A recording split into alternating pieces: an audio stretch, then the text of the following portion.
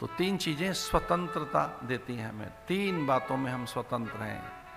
कौन कौन सी बातें? कर्म की स्वतंत्रता, अच्छे से अच्छा करो, अच्छे से अच्छा सोचो, अच्छे से अच्छा सोचो। क्योंकि आप सोच की फसल हैं, आप सोच की उपज हैं, आप सोच का उत्पाद हैं, आप सोच का उत्पादन है। आप जो कुछ भी है अपनी सोच की फसल हैं। अच्छे से अच्छा सोचिए, महान सोचिए, और जैसे आप अच्छा सोचेंगे आपका रंग रूप बदल जाएगा, आपके चेहरे पर एक अलग प्रकार का एक प्रकाश दिखने लगेगा। जो साइकोथेरेपिस्ट हैं, जो मनोविज्ञानी हैं, जो मनोचिकित्सक हैं, वो यही तो बात कहते हैं कि कुछ सस्ता है, निंदनीय, नकारात्मक आपने सोच रखा है, इसलिए स्ट्रेस है, डिप्रेशन है, एंजाइटी है।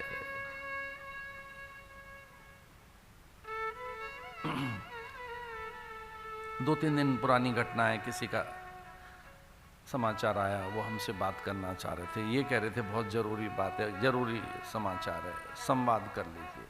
फोन पे बात की हमने उनसे,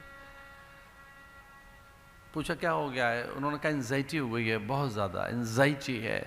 तो हमने कहा ये इसलिए है कि पात्रता नहीं है, साधन नहीं है, योग्यता नहीं है, श्रम नहीं कर रहे हो, अच्छा सोच नहीं रहे हो,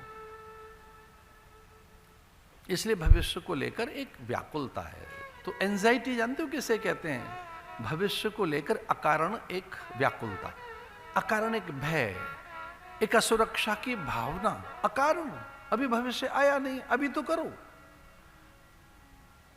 और मुझे क्षमा कर दीजिए, 2-4 मिनट हमने फोन पे क्या बात की, बंदा ठीक हो गया, बिल्कुल ठीक हो गया।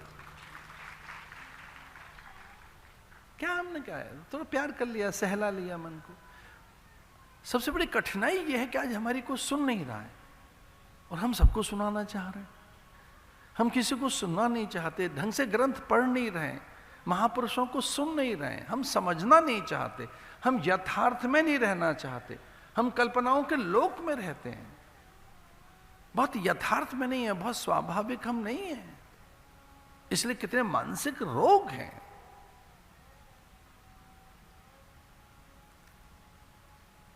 वो कहता है मैं न मरूं और मुझे कोई मार ना सके। तो पहली कामना क्या है? पहली कामना क्या है? मैं रहूं। तो जिजीविषा पहली कामना है। हम मनुष्यों की पहली कामना है जिजीविषा, दूसरी कामना है सुखवांछाएं, मैं रहूं लेकिन सुखपूर्वक रहूं। और फिर तीसरी कामना है ना ना ना, सुख नहीं, सम्मान पूर्वक भी रहूं, मेरा थोड़ा आदर भी हो। तो पहली कामना मैं रहूं, जिजीविषा, मैं सुखपूर्वक रहूं, कंफर्टेबल लाइफ हो, कंफर्ट्स रहे मेरे आसपास, सुख रहे, सुविधाएं रहें, सारी सुविधाएं मेरे पास हों, और सुख रहें, सारे सुख हों मेरे पास। फिर अचानक याद आता है सुख तो आ गया, अब तीसरी चीज नहीं आई है, सम्मान, मेरा आदर और होना चाहिए, आदर होना चाहिए हमारा। आदर माने हमारी चर्चाएं हों, लोग हमें जाने, हमारी कीर्ति चारों ओर बिखर जाए, तो हम जीना चाहते हैं, सुख के साथ जीना चाहते हैं, सम्मान के साथ जीना चाहते हैं। और चौथी बात एक और है, बस जीते रहें, हम ऐसे ही रहें, हमारा कोई सुख न छीन ले, हमारा कोई सम्मान न छीन ले, और हम बने रहें, और हम बने रहें, और हाँ हम बने रहें। पता लगा हम तो नहीं बने रहेंगे, तो फिर कैसे बने रहें? तो शिलालेख में बने रहें, कहानी किस्सों में बने रहें, चर्चाओं में बने रहें, ऐसे तो बने नहीं रहेंगे। तो धर्मशाला में एक पंखा दान कर देते हैं, उसकी पत्तियों पे लिखवा देते हैं कि हमने दिया है, बने रहें।